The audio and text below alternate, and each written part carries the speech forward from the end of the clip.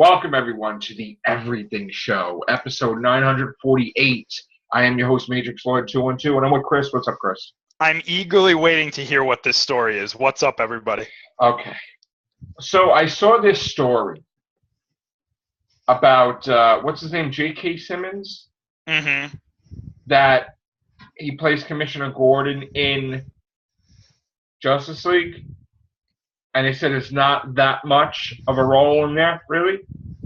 Well, the story came out today because we all know what's going on with the Batman. The script's in the garbage, shredded. The guy that was supposed to play Deathstroke is probably out of a job, so he's on the casting couch. He's on like the talk show couch. Is like, yeah, I don't think I'm gonna be in the Batman movie. You know, like whatever, right? So we don't know what it is, right?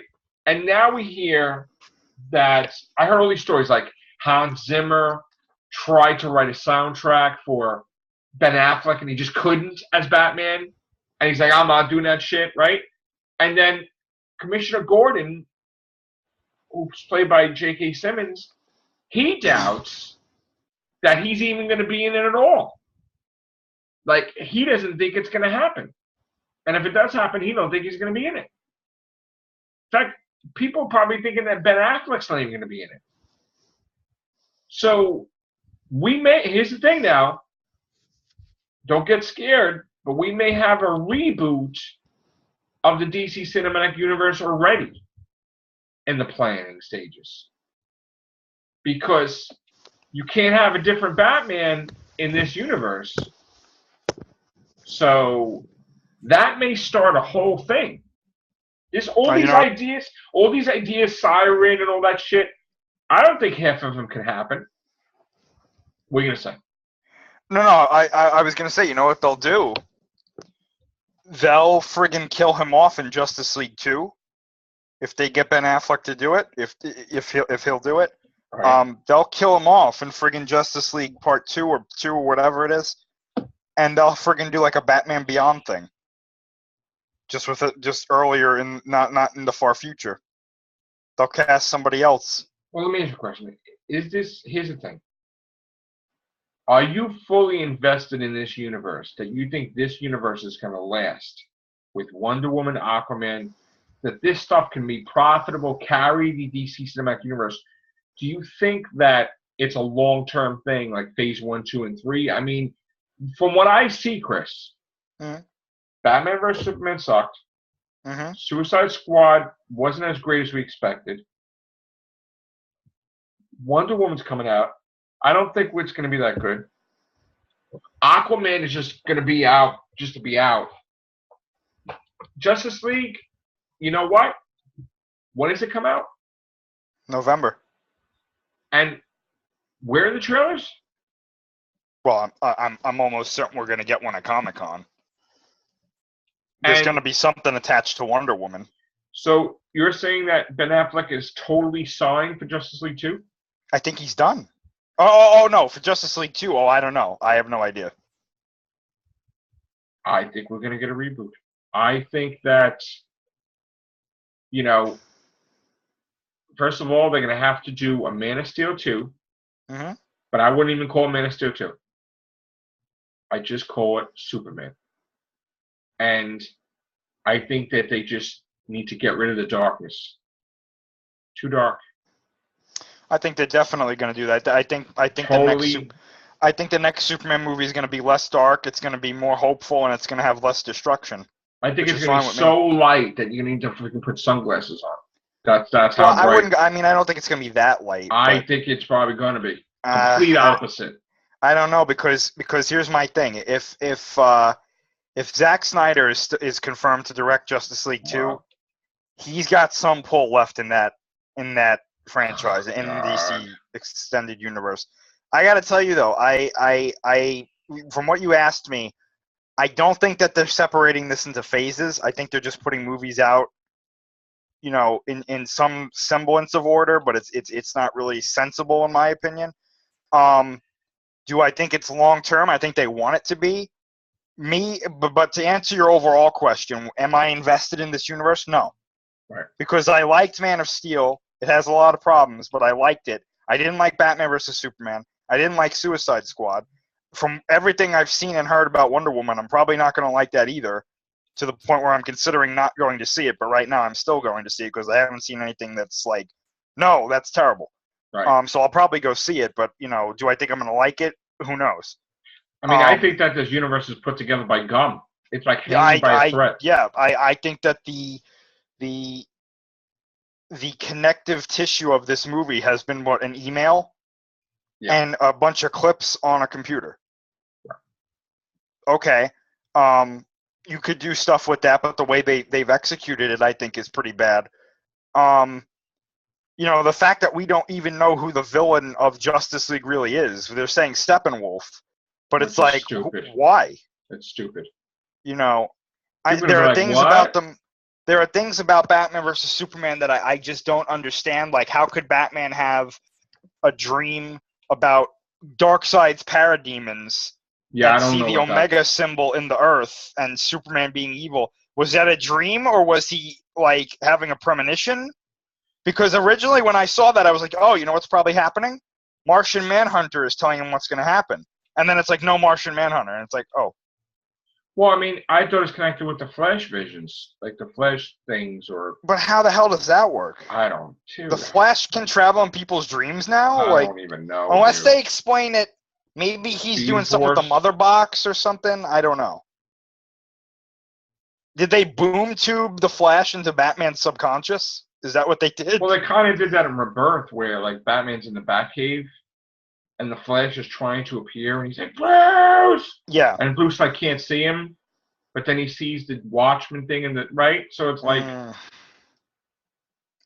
Watchman thing. I mean, my thing is that it's too dark. It's too dark. You know, I mean, Man of Steel, we could keep it dark, I guess, and we could just do, you know, another movie with whatever. But that's the thing. You know what? Maybe the key to the cinematic universe is not teams. Just Superman movies, Batman movies. They don't have to be together. They want their Avengers, but they may not get it, DC. So let's concentrate on sequels. I mean, wouldn't it be better if like there was a couple of Ben Affleck movies as Batman rather than one?